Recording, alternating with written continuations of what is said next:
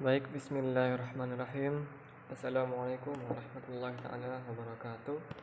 Bersama dengan saya Muhammad Rahmadani Fatahillah, NIM 210065. Di sini saya akan mempresentasikan mengenai materi kepemimpinan dan kepercayaan untuk mengempu tugas UAS saya di mata kuliah Management and Organization dengan dosen pengampu saya Ibu Aminatus Suhra STMT.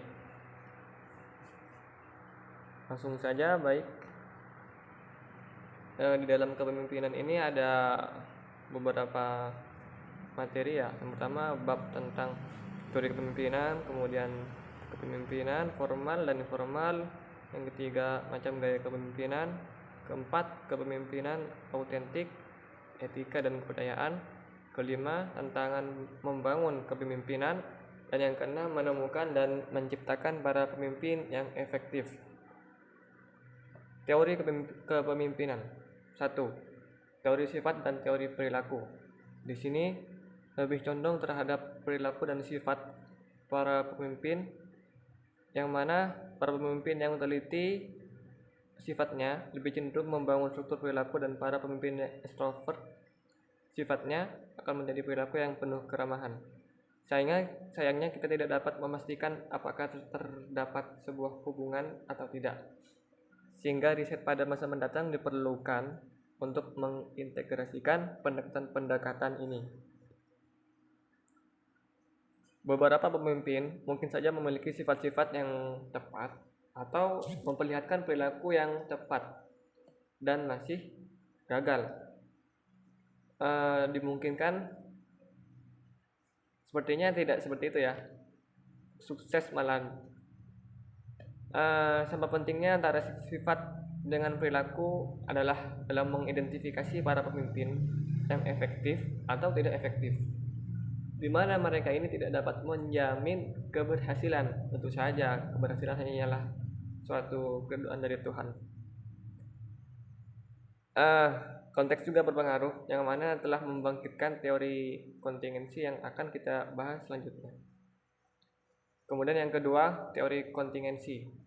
Ada 4 pendekatan untuk memisahkan variabel-variabel situasi, yaitu model Fiedler, teori situasional, teori jalur tujuan, dan model pemimpin partisipasi.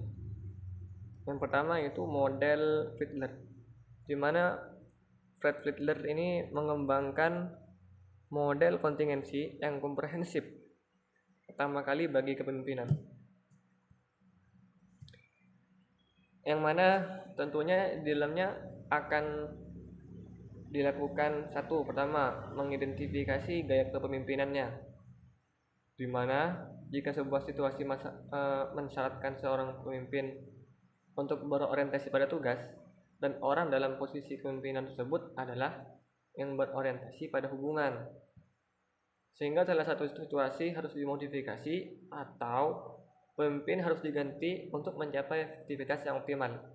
Jadi mungkin sederhananya begini, bila mana ada suatu kondisi yang perlu adanya turun tangan suatu kepemimpinan dalam mengerjakan suatu pekerjaan, maka jika pemimpin tersebut tidak bisa turun tangan dalam melakukan pekerjaan yang dilakukan oleh orang-orang bawahannya, maka perlu sekiranya CEO untuk mengganti pemimpin atau manajer tersebut. Kemudian yang kedua, mendefinisikan situasi.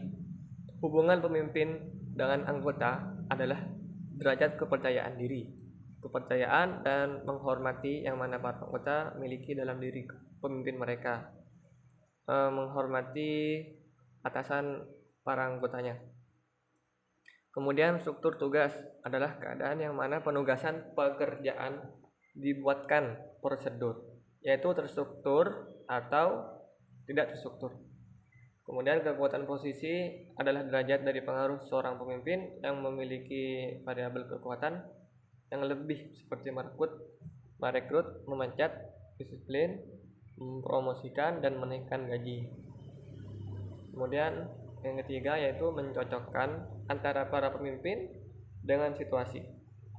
Fiedler menyimpulkan bahwa mereka, para pemimpin yang berorientasi pada tugas, dapat bekerja dengan lebih baik dalam situasi yang sangat menguntungkan bagi mereka dan sangat maupun yang tidak menguntungkan.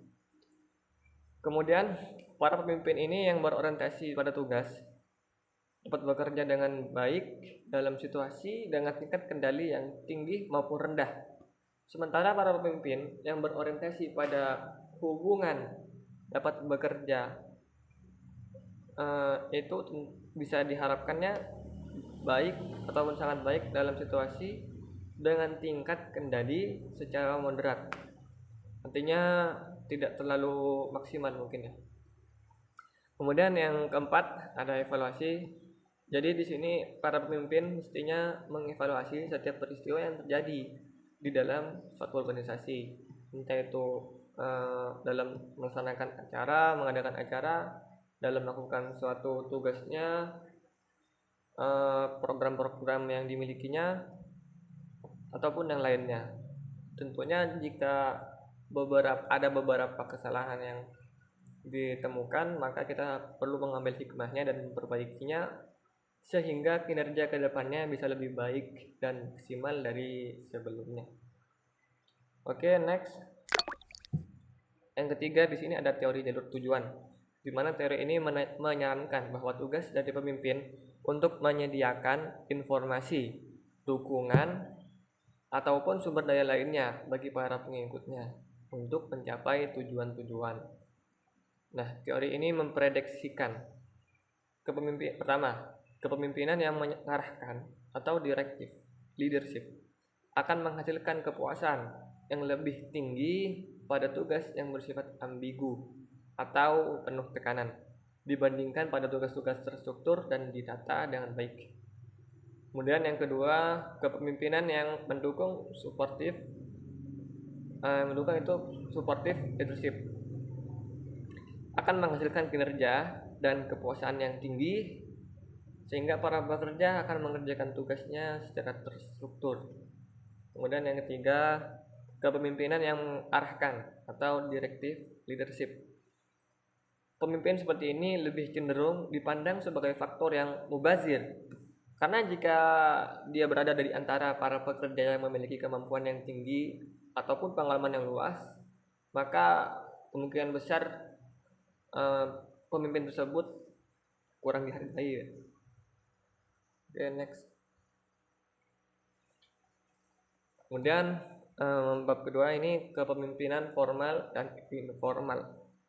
Kepemimpinan formal adalah kepemimpinan yang resmi dalam dikatakan tersebut yang mana diangkat dalam jabatan kepemimpinan, sehingga kepemimpinan formal ini sering juga disebut dengan istilah headship yang mengedepankan karismatik. Efektivitas kepemimpinan informal terlihat pada pengakuan nyata dan penerimaan dalam praktek atas kepemimpinan seseorang. Biasanya kepemimpinan informal didasarkan pada beberapa kriteria, diantaranya adalah sebagai berikut. Pertama, kemampuan memikat hati orang. Kemudian, kemampuan dalam membina hubungan yang serasi dengan orang lain. Yang ketiga, penugasan atas makna tujuan organisasi yang hendak dicapai. Yang keempat, penugasan tentang implikasi-implikasi pencapaian dalam kegiatan-kegiatan operasional. Yang kelima, pemilihan atas keahlian tertentu yang tidak dimiliki orang lain. Kemudian bab berikutnya yaitu macam-macam gaya kepemimpinan. Pertama, kepemimpinan demokratis merupakan pemimpin yang sebelum membuat keputusan memperhitungkan masukan-masukan yang diterima dari orang-orang yang dipimpinnya. Jadi mereka itu, para pemimpin yang memiliki gaya demikian demokratis, memberikan kesempatan kepada anggotanya untuk memberikan suaranya, memberikan tanggapan-tanggapan yang sekiranya bisa menjadi masukan untuk tujuan bersama, sehingga nantinya mereka akan saling memperkuat kerjasama tim antara pemimpin dan orang yang dipimpinnya. Kemudian yang kedua yaitu ada kepemimpinan otoriter, di mana pemimpin seperti ini merupakan kebalikan dari kepemimpinan demokratis, yang mana setiap eh, keputusannya itu ditentukan atas kehendaknya sendiri tanpa mau mendengarkan tanggapan dari anggotanya, sehingga pemimpin tersebut ini merupakan absolut, sehingga dalam proses pengembangan perusahaan tentunya akan sulit dalam berkembang dan berhasil. Yang ketiga, kepemimpinan delegatif atau laissez-faire, di mana gaya kepemimpinan ini seseorang pemimpin memberikan otoritas kepada tim yang dipimpinnya dalam menyelesaikan tugas dan kepercayaan dan tanggung jawabnya. Meski gaya kepemimpinan ini dapat meningkatkan kepercayaan dan kerjasama antara kata lain, tetapi cara memimpin seperti ini umumnya dapat ditemukan pada perusahaan startup yang masih berkembang dan masih membangun budaya kerja yang dirasa sesuai dengan visi dan misi yang ingin dibangun. Yang keempat, kepemimpinan strategis. Gaya kepemimpinan strategis ini menempatkan dirinya antara tugas ataupun tujuan yang harus dicapai untuk berkembang dari tugas yang diberikannya. Pemimpin seperti ini akan berusaha mengimbangi dan memastikan bahwa kondisi kerja setiap orang tetap kondusif dan stabil. Yang kelima, kepemimpinan karismatik, seperti halnya gaya kepemimpinan formal ya. Tadi yang sebelumnya saya paparkan. Di mana pemimpin dengan gaya karismatik ini umumnya bisa menggerakkan massa atau tim yang dipimpinnya secara alami, natural untuk menggapai tujuannya. Umumnya, karisma seseorang terbentuk dari lingkungan di mana orang tersebut tumbuh dalam nilai-nilai sosial yang baik. Dianggap penting olehnya, kemudian pemimpin karismatik ini bisa dibilang natural born leader. Sulit rasanya untuk mengubah seseorang pemimpin dengan gaya lain menjadi pemimpin yang berkarismatik. Artinya natural born leader ini seperti halnya turun-temurun mungkin ya. Kemudian yang keenam, kepemimpinan birokrasi. Satu kata untuk kepemimpinan jenis ini, yaitu aturan. Dalam menjalankan tugasnya memimpin sekelompok orang, pemimpin ini selalu mengacu pada SOP dan ketentuan yang berlaku. Umumnya gaya kepemimpinan seperti ini dapat ditemukan di perusahaan-perusahaan dengan budaya kerja tradisional, di mana hal seperti senioritas masih menjadi praktik umum.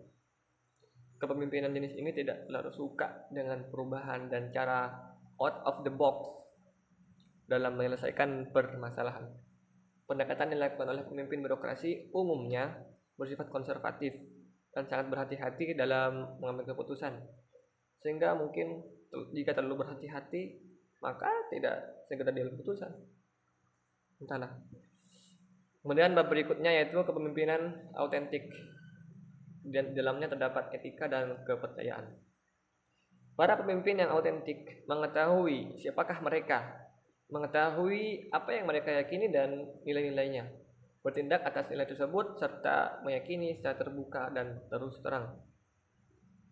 Para pengikut mempertimbangkan mereka sebagai orang-orang yang beretika. Kualitas utama yang dihasilkan oleh kepemimpinan yang autentik adalah kepercayaan atau trust. Para pemimpin yang autentik membagi informasi, mendorong informasi yang terbuka dan melekat pada idealisme mereka. Sehingga hasilnya apa? Orang-orang datang untuk memiliki keyakinan akan mereka. Kepemimpinan yang autentik adalah suatu cara yang menjanjikan untuk berpikir mengenai etika dan kepercayaan di dalam kepemimpinan. Karena tentunya pemimpin seperti ini jika sudah dipercaya dan beretika pasti akan disukai oleh anggotanya. Kemudian bab berikutnya yaitu tantangan membangun kepemimpinan. Pertama, kepemimpinan sebagai sebuah atribut. di mana teori atribut ini kepemimpinan menyatakan bahwa kepemimpinan hanyalah sekedar sebuah atribut yang orang-orang akan ambil mengenai para individual lainnya. Kita memberikan atribut kecerdasan kepada para pemimpin, kepribadian yang ramah, keahlian verbal yang kuat, keagresifan, pemahaman, dan rajin. Pada level organisasi, kita lebih cenderung pada yang benar atau yang salah. Untuk melihat para pemimpin yang bertanggung jawab atas kinerja yang sangat luar biasa negatif dan sangat luar biasa positif. 2. Substitusi dan menetralisasi kepemimpinan atau kemampuan untuk menciptakan struktur, di mana penetralisasi menjadikan tidak mungkin bagi perilaku pemimpin untuk membuat beberapa perbedaan terhadap hasil dari pengikut. Yang ketiga, kepemimpinan secara online. Para pemimpin secara online harus berpikir dengan hati-hati mengenai tindakan apa yang mereka inginkan dari pesan digital mereka untuk dijalankan. Mereka akan berhadapan dengan tantangan-tantangan yang unik, yang terbesar muncul pada pengembangan dan mempertahankan kepercayaan. Kepercayaan didasari pada identifikasi, didasarkan pada saling memahami niat satu sama lain, serta menghargai keinginan dan kehendak orang lain, yang terutama sulit untuk dicapai tanpa interaksi secara berhadapan tatap muka. Negosiasi secara online dapat juga menjadi terhalang karena kedua belah pihak menampilkan level kepercayaan yang tampaknya rendah. Kemudian bab menemukan dan menciptakan para pemimpin yang efektif. Di dalamnya terdapat beberapa caranya. Yang pertama yaitu memilih para pemimpin. Proses organisasi yang harus dijalankan untuk mengisi posisi dalam manajemen merupakan latihan dalam mengidentifikasi para pemimpin yang efektif. Anda harus mulai meninjau pengetahuan, keahlian, dan kemampuan yang diperlukan untuk melakukan pekerjaan secara efektif. Tes kepribadian dapat mengidentifikasi sifat-sifat yang terkait dengan kepemimpinan yang ekstrovert, sifat teliti dan keterbukaan pada pengalaman. Yang kedua yaitu pelatihan para pemimpin. Manajer dapat memperoleh banyak hasil dengan anggaran pelatihan kepemimpinan mereka dengan cara pertama, pelatihan kepemimpinan akan mendorong lebih berhasil dengan sendiri yang tinggi. Para individu tersebut memiliki fleksibilitas untuk mengubah perilaku mereka.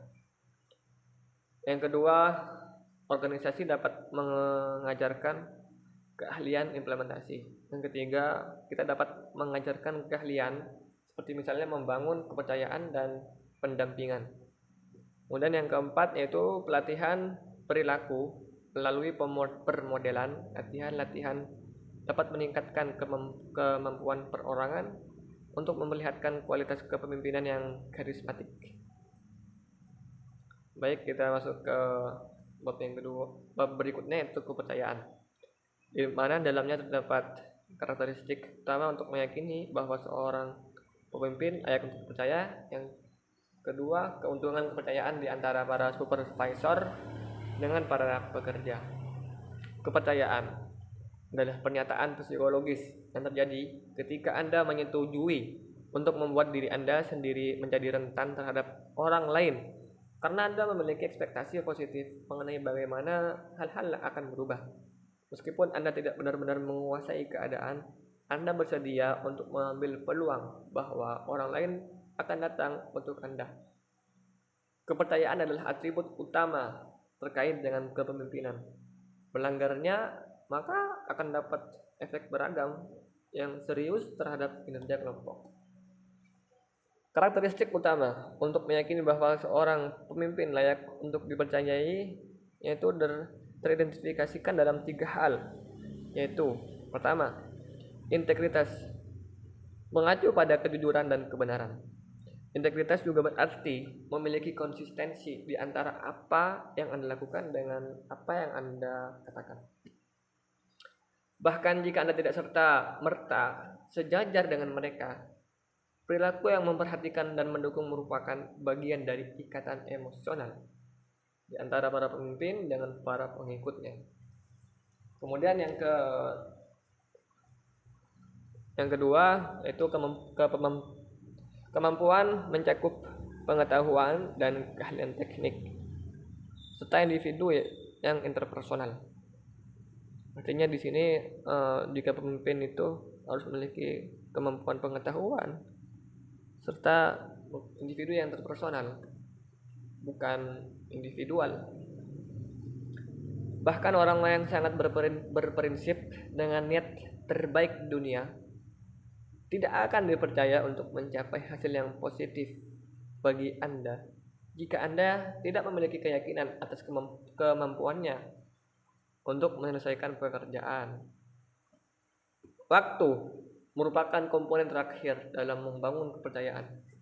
Kita dapat mempercayai orang-orang didasarkan pada pengamatan perilaku mereka selama satu periode waktu tertentu. Para pemimpin perlu untuk menunjukkan bahwa mereka memiliki integritas, kebajikan, dan kemampuan dalam situasi di mana kepercayaan adalah penting dan harus dikatakan. Di mana mereka dapat berperilaku secara opportunistic atau mengecewakan para karyawan. Kepercayaan dapat dimenangkan dalam wewenang kemampuan dengan saling percaya satu sama lain. Kepercayaan di antara para supervisor dengan para pekerja memiliki beberapa keuntungan, yaitu yang pertama, kepercayaan mendorong pengambilan risiko. Yang kedua, kapanpun para pekerja membutuhkan untuk menyimpang dari cara yang biasanya dalam melakukan segala sesuatu atau mengambil kata-kata dari para supervisornya sebagai arahan yang baru, mereka akan mengambil risiko. Dalam artian jika ada situasi yang melenceng dan tidak diharapkan sebelumnya, maka para anggota tersebut akan mengambil risiko dengan meminimalisir kerugian dan kekecewaan. Pada kedua kasus, mempercayai hubungan dapat memfasilitasi hal tersebut. Kemudian yang ketiga, kepercayaan dalam memfasilitasi pembagian informasi.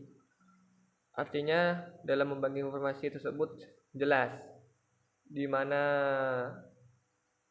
informasi tersebut memiliki tingkatan kualitas yang baik dan terpercaya, serta dibagikannya itu proporsional dan tepat terhadap siapa saja yang sesuai dengan kemampuan para anggotanya. Kemudian yang keempat, yaitu salah satu alasan terbesar para pekerja yang gagal untuk mengekspresikan perhatian mereka di tempat kerja adalah karena mereka tidak merasa aman secara psikologis untuk mengungkapkan pandangan-pandangan mereka. Ketika para manajer memperlihatkan bahwa mereka memberikan gagasan dari para pekerja dan mendengarkan secara face to face. Mempercayai kelompok lebih efektif. Tentunya jika saling mempercayai, maka dan juga pastinya harus jujur sih. Saling percaya dan harus jujur. Maka pekerjaan akan cepat selesai dan tepat. Kemudian ketika seseorang pemimpin menetapkan suatu tanda kepercayaan dalam sebuah kelompok, maka para anggota harus bersedia untuk saling membantu satu sama lain dan mengarahkan upaya ekstra yang mana akan meningkatkan kepercayaan. Para anggota dari kelompok yang tidak mempercayai akan cenderung menaruh kecurigaan satu sama lain, secara konstan menjaga terhadap upaya eksploitasi dan menghambat komunikasi dengan orang lainnya di dalam kelompok. Karena tentu jika tidak ada kepercayaan terhadap teman kerja kita, partner kita, maka pastinya banyak tanda tanya yang kita keluarkan untuk segala hal. Apakah dia nantinya akan membunuh saya, apakah dia akan mencuri HP saya, atau yang lainnya. Alhamdulillah. Dan pastinya tindakan-tindakan ini cenderung untuk merusak dan pada akhirnya akan menghancurkan kelompok bahkan perusahaan yang bekerja di dalamnya. yang mereka bekerja di dalamnya. Ya, mungkin cukup sekian dari presentasi saya. Jika ada beberapa kata yang kurang baik atau tidak masuk dalam akal kalian, ataupun eh, dianggapnya negatif lah, saya pribadi mohon maaf karena hal tersebut merupakan murni pribadi saya yang salah. Jika ada benarnya itu murni dari Allah Subhanahu wa taala. Sekian, terima kasih. Salam sejahtera. Assalamualaikum warahmatullahi wabarakatuh.